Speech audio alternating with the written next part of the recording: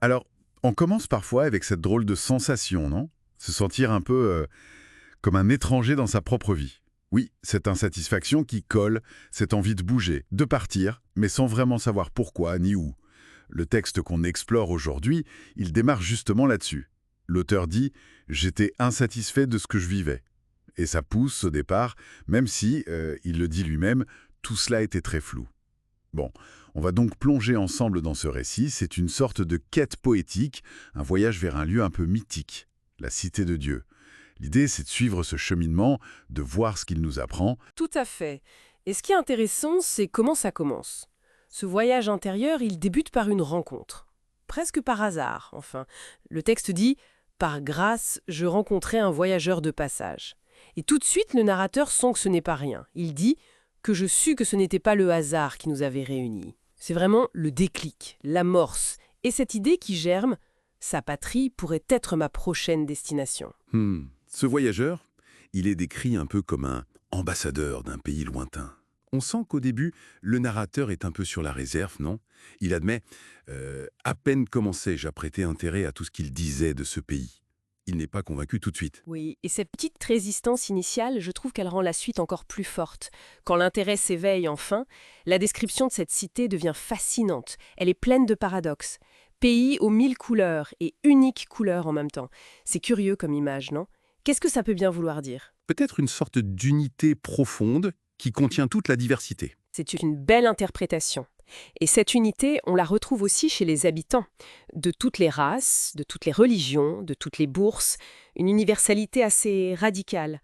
Mais le plus déconcertant, je crois, c'est le rapport au temps, ou plutôt l'absence de temps. Ah oui, absolument.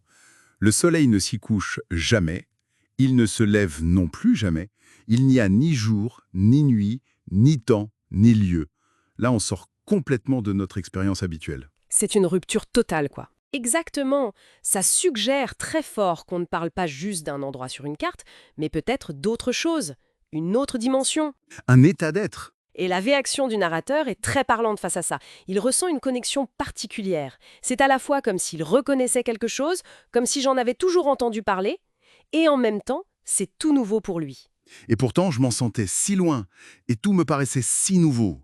Ce mélange, comment on l'explique? Eh bien, ce double sentiment, il est psychologiquement préjuste, je trouve, dans beaucoup de parcours de quête, qu'elles soient spirituelles ou existentielles. C'est un peu l'idée de reconnaître quelque chose qui était déjà là, en nous peut-être, mais qui demandait un chemin pour être vraiment vu, réalisé. La nouveauté, c'est la prise de conscience. Et cette tension, elle finit par se résoudre, dans la conviction intime. Il dit « Mais à mesure qu'on s'y rapprochait, j'avais la conviction que ma destinée m'y attendait. Le doute fait place à la certitude. » Et l'arrivée? L'arrivée est décrite avec beaucoup de sensations, mais pas forcément celle qu'on attendrait. Pas de grande cérémonie, mais plutôt... La nature. Oui, ce sont les chants d'oiseaux et d'animaux de toutes sortes qui accueillent. Et la nature n'est pas juste un décor, elle participe. Même les plantes paraissaient attentives, comme si elles aussi savouraient ce lieu. Ça évoque une harmonie très profonde. Un peu comme un paradis retrouvé. Peut-être bien, oui. Un lieu où la séparation entre l'humain et le reste du vivant s'efface. L'émerveillement est partout. D'émerveillement en émerveillement, il avance dans cette rue principale parsemée de fleurs, de parfums, de musique. Et tout ça mène à la conclusion, cette phrase toute simple mais si définitive, « Voici ma cité, voici ma place, et ce pour l'éternité ». Le sentiment d'étrangeté du début. Complètement volé, c'est l'arrivée à bon bord. Bon, si on essaie de résumer un peu ce parcours, on part d'un malaise, d'un sentiment de ne pas être à sa place. Puis une rencontre guide vers un idéal, un lieu décrit comme transcendant. Et finalement, on trouve cet endroit où l'on se sent chez soi pour toujours. C'est ça le chemin. C'est tout à fait ça. Et la grande question, évidemment, c'est quelle est la vraie nature de cette cité de Dieu? Bon, si on replace ça dans un contexte plus large, le terme a toute une histoire théologique, philosophique.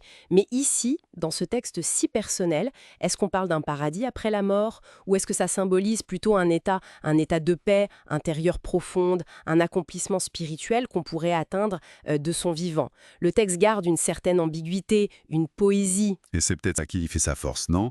Ça laisse de la place pour que chacun y mette un peu de sa propre recherche de sens. Exactement. Et ça soulève une dernière question peut-être pour notre réflexion. Le narrateur, lui, il trouve sa cité au bout d'un voyage vers un lieu qui semble extérieur. Mais est-ce qu'on ne pourrait pas imaginer que cette cité de Dieu, cet espace de plénitude, d'éternité, soit moins une destination géographique qu'un état intérieur, quelque chose à cultiver, une sorte de patrie à découvrir en soi?